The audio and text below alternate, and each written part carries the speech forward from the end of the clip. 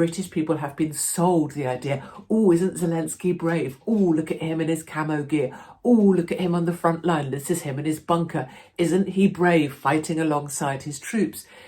I will just call out Trump's bravery kind of gets rode roughshod over in the UK because there's just mocking or putting down by the mainstream media.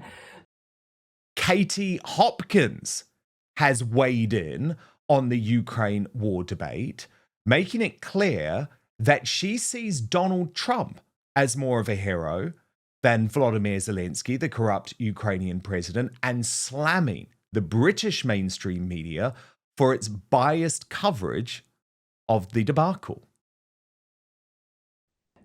British people have been sold the idea, oh, isn't Zelensky brave? Oh, look at him in his camo gear. Oh, look at him on the front line. This is him in his bunker. Isn't he brave fighting alongside his troops? I will just call out Trump's bravery kind of gets rode roughshod over in the UK because there's just mocking or putting down by the mainstream media. Trump has been hunted for 8 years, if not more. He was denied an election, which somebody like me would say he absolutely won in 2020. His family have been utterly persecuted. He's had a mugshot taken. He's been hauled in front of the courts under trumped-up charges.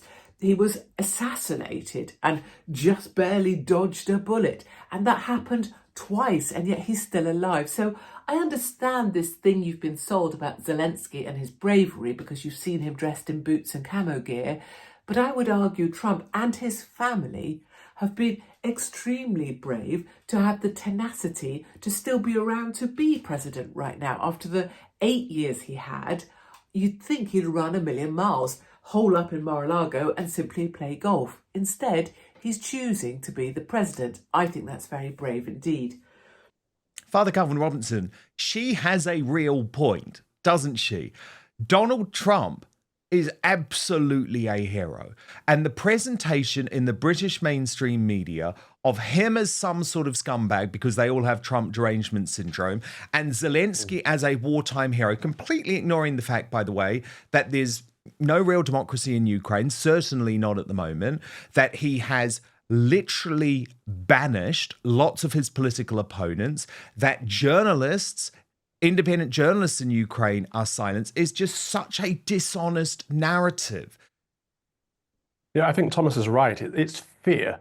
So what we're seeing with the Donald Trump administration is public service once again. So President Donald Trump doesn't need to be in politics. You know, he's not in to make a buck. He's already made a success of himself. He's not in it to make a name. He's already made a name for himself. He doesn't need anything. He's there to make a difference for the country that he loves. The same with Elon Musk. You know, he came to America, became American, loves this country, and is doing everything he can for the country. Again, he doesn't need to make a name. He doesn't need to make a buck. He's already done those things. And so what that means to the establishment is they have little control over these people. And that is very, very dangerous. That scares the heck out of them because they have no pressure points. There's nothing they can do to make them enact their will. What we're going to see is that Donald Trump, Elon Musk, and the administration are going to do what's right for the country. And this America First branding upsets the neocons, the neolibs, it upsets the liberals, it upsets everybody who has vested interests other than the American people. And so it's a change in politics. It truly is. Okay, before I bring Thomas Corbett-Dillon in on this, let's have a watch of some more of Katie Hopkins, where again, I think she makes the really pertinent point that actually, if Zelensky really is this fearless war hero, why are we treating him like some poor poppet, some wallflower who couldn't take a bit of honest conversation in the Oval Office? Watch. The next thing is the accusation of bullying. Oh, well, he acted like a bully. Oh, he was a bully. Did you not see J.D. Vance and Trump? Did you not think they bullied can I just say, without apology, it's not a bloody meeting of middle managers at some large public sector organisation. It's not a sort of NHS middle manager meeting where you're supposed to follow the agenda and be polite and listen to Fat Brenda from HR and then bring in someone from accounts to have their perspective and someone adjudicates the meeting very politely. It's not a bloody, ambassador with these Ferrero Rocher, you're really spoiling us. This is a moment of trying to end a war and stop World War III. So if things got a little bit pointed during the meeting, which if you've seen the whole clip, you'll understand better that it wasn't the way that it's been presented to European and British audiences. But I don't even care if it was bullying. If bullying gets her to the point of peace with Ukraine and can stop having taxpayers' cash and my taxpayers' cash sent to Ukraine, I personally think that's a price worth paying. I think it's important, and I think people should stop acting like they're delicate little wallflowers. I thought 1 minute ago you told me Zelensky was very brave and he's in camo and he could fight the good fight. Well, is he really bothered about being bullied a little bit by 2 other men? I doubt it. She has a real point there, doesn't she, Thomas? The pearl clutching over some hard truths being discussed in the Oval Office has been quite bonkers, actually. People like Starmer and Badenoch over here are both saying, oh, this should never have happened. And it's almost like that's what you have to say. Why? Isn't it great that we were able to see this democracy in action? And also, if Zelensky really is a war hero, he can cope, right? He can deal with some tough words from Trump and Vance. Right. And, it is sort of mind-blowing just watching the people over there, really panicking and saying this is outrageous. And I think what it really comes down to is that the people haven't seen a strong leader in so long. They don't know what a strong leader looks like. It was fantastic seeing them holding Zelensky to account. And let's not forget, Zelensky is an actor, and that is true. That can't be changed. That is exactly what he is. That is his background. And that's what he's there for. He was so used to rolling out, having the red carpet rolled out for him. But, it just reminds us of what weak leaders we have in Europe. I wish that JD could come over and take over the UK for a little while and remind the people of what it's like to actually have someone that cares about the country in charge. I think it comes down to freedom of speech. I even my most conservative friends in England still are so controlled by the media. They believe all of these things. And it is, since moving to the US, I've been able to see so many different viewpoints. And it really does open up the mind to maybe there's different alternatives out there than what the BBC tells you every night at 10 p.m. Oh my God, yes. Thank God for that. It's interesting, Father Calvin, because Richard Grenell, the special presidential envoy for special missions of the US under Trump, actually said that Meghan Markle is like Britain's Zelensky. And it just reminded me when Thomas was pointing out that Zelensky is an actor. People forget that, don't they? He has played a role very well. Up until this point, everyone has effectively bought his shtick. I don't mean people like you, Calvin, have been on him right from the start of this war. I mean, I remember you on my GB News show saying the unthinkable just a week after the invasion began. But all of a sudden, he's been called out and people are losing their minds rather than actually thinking, well, there are two sides to this story. And Calvin, you also get, to throw this into the mix too, you get that absolute lunacy that if you say something nuanced or balanced about this war, if you say something bad about Zelensky, you're all of a sudden excusing Putin. So we see the Liberal Democratic Party, for example, saying that Nigel Farage is unapologetically pro-Putin, pro-Musk and pro-Trump, describing him as a plastic patriot. And that's why you can never actually have a proper debate about this stuff. But first, do you know that sleeping less than 6 hours per night doubles the risk of early death? Poor sleep is also linked to obesity, heart disease, high blood pressure, diabetes, depression, and a weakened immune system. Now, I've got to admit, I've struggled with my sleep for quite a while. I've tried everything, but found it difficult to wind down and get to bed before 2 a.m. And I'm not alone. The CDC reports over 35% of adults in the US sleep less than the recommended 7 hours. Many sleep supplements contain melatonin and other ingredients that create dependencies, cause morning grogginess, and lose their effectiveness over time. So that's why I've started taking Evening Bean, which is a brand new product by Verso. After 3 years of perfecting the formula, they created a melatonin-free drink mix with clinically studied, patented ingredients. It's formulated to calm an active mind, help you fall asleep faster, stay asleep longer, and improve deep and REM sleep, all without creating dependencies or causing morning grogginess. I look forward to drinking Evening Bean every night, not only because it helps me fall asleep faster without having to go to the bathroom in the middle of the night and wake up much easier, but because it tastes so good too. It's become my new nightcap, and it's great if you're vegan or keto too. So click the link in the show description or head on over to evening.ver.so/outspoken. Use the coupon code outspoken at checkout to save 15% on your first order. Try Evening Bean tonight and wake up feeling refreshed tomorrow.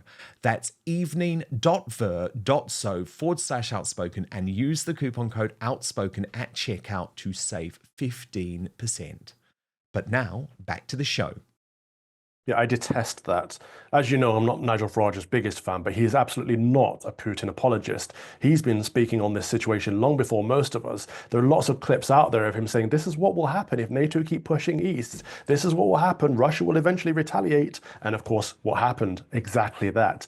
And what we saw last week was actually a bait and switch. Where I agree with Kemi Badenoch and Keir Starmer is that shouldn't have been in the public eye. That conversation should have been behind closed doors, because Zelensky was there to sign the agreement. He was there to sign something with Trump to say, this is what we're going to do going forward. And instead, he actually had an argument with them on air, trying to put pressure on them in front of the public eye. He tried to use us as leverage, really. And that was beneath him. That was beneath a state politician of his level.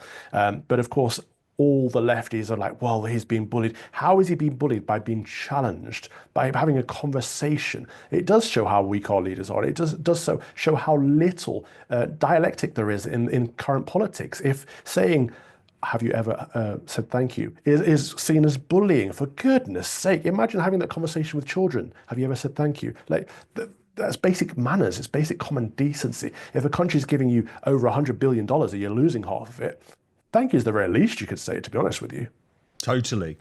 Thomas, I'm really interested to know your perspective on what's going on with Nigel Farage at the moment, someone who obviously knows his career well, but from a US perspective, where we've seen Elon Musk actually turn on Farage and say he doesn't think he's strong enough to be the leader of Reform UK. Certainly there has been criticism of Nigel from critical friends, as we describe ourselves, saying that he seems to be tacking to the center, to the middle ground a little bit on these issues. And for example, when it comes to the Ukraine and Russia situation, he has advocated over the past couple of weeks for Ukraine's entry into NATO, which is bizarre because, as Father Calvin says, he was the one who was actually saying it's Ukraine entering NATO that will cause this war. And that's exactly what happened. Right. And, and talking of people that I forgot existed and hadn't heard of, the Liberal Democrats. Wow, you're bringing them up. I thought, wow, are they still going? Gosh. They are, but, Farage is... so Farage is smart. And, Elon is also very smart, but Elon exists in the United States. The United States is a very different system to the UK. You have to play a very different game in the UK, which I think Farage is very good at. He's been doing for many years. But my one criticism of Farage, I would say, was sort of highlighted last night in the president's speech to Congress, is that no matter what he does, no matter what the president does, the left are never, ever going to give him credit. They're never going to say he's great. They're never going to say we like him. And British conservatives and people on the right have to stop trying to please the left. They have to stop trying to think that maybe one day the BBC will like them and that these commentators might write a nice piece about them. Who cares? We don't care about these people. They're never going to support us. What we have to do is be really strong, really forceful. And you even see that with the pick of Kemi Badenoch being the leader of the Conservatives. That, again, is like these members thinking, well, maybe one day they'll like us for being conservative. No, who cares? They picked her because they think that, people will say, oh, we're not racist, like us. No, it has to be brutal. It has to be aggressive. And we have to realize that these people are not like us. They don't think like us. They're crazy leftists. And we are going to save the country regardless of what they say. Yes, and we have to be able to have the debate as well, because what's going on at the moment is that if you have this debate over Ukraine and Russia, all of the usual suspects, the people who you talk about, the neocons, the mainstream media, the political elites who tend to dominate the mainstream conversation, immediately jump to completely incorrect conclusions about your motives or suggest you're a Putin poodle or whatever it happens to be. And Katie Hopkins actually hit back specifically at that trend. Watch. A small point of information, if I may. I've had many people telling me they don't agree with my support for Trump, with Zelensky and Ukraine, and that on this I'm wrong. I agree with so much of what you say, but on this you're wrong. I completely disagree. You should be ashamed for supporting Trump after the way he spoke to Zelensky. You should be ashamed for your views with Trump. Well, just a couple of points here. When we agree, does that mean we're both right? Okay, so when we disagree, that means you're right, does it, and I'm wrong? So that would mean that you're right 100% of the time. Do you think that's true? The second thing is, if you disagree with someone and then you say, well, I'm unfollowing, does that mean you can only follow people that you agree with? So you're just going to hear points of view that you agree with 100% of the time. And finally, you're saying you're going to lose followers with these views, Katie.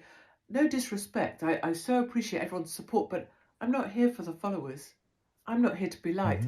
I held my views even when I lost everything, was cast out of my own country and wasn't allowed to speak or appear or even really be alive.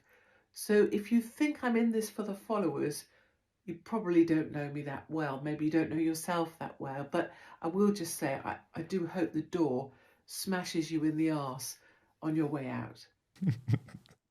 And I want to show you guys a really good example of this. Father Calvin, this is this awful columnist for the Mail, Dan Hodges. And look at how he's trying to gaslight people who are questioning this strategy on Ukraine. Can we just be clear? If you don't believe in Starmer's boots on the ground strategy, then you don't believe in security guarantees for Ukraine. And if you don't believe in security guarantees, you don't believe in peace. I'm afraid it's that simple. I mean, it infuriates me, but it's also incredibly intellectually dishonest. The mental gymnastics. If you don't believe this, then you don't believe that. If you don't believe that, you don't believe that. The only way to get peace is more war, is what he's saying. It's stupid. There's nothing short of stupid in what Dan Hodges is saying. But he's been drinking this Kool-Aid for a long time. I must say, I absolutely love Katie Hopkins. What she said there is spot on. And I see this a lot. You're absolutely right on most things, but on this, you're completely wrong. And I'm going to unfollow you because of this. Or even worse, I'm disappointed in you because of this. Like the emotional blackmail that people put out there.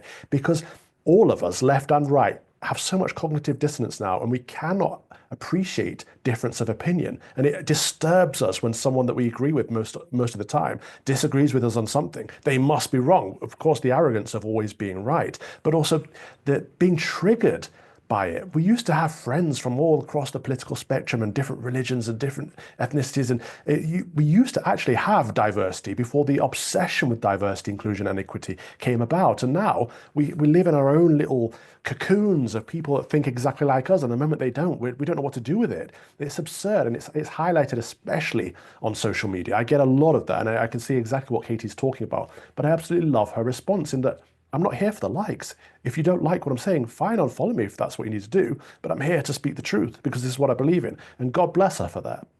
Thank you so much for watching Dan Wootton Outspoken. Please click on my face just to the bottom left to subscribe to this brand new independent news source and turn on the notification bell so you'll be alerted to our brand new live shows, uncancelled interviews, and special royal episodes. Outspoken is also now available as a podcast, so you can listen to the show every weekday on the go, wherever you are.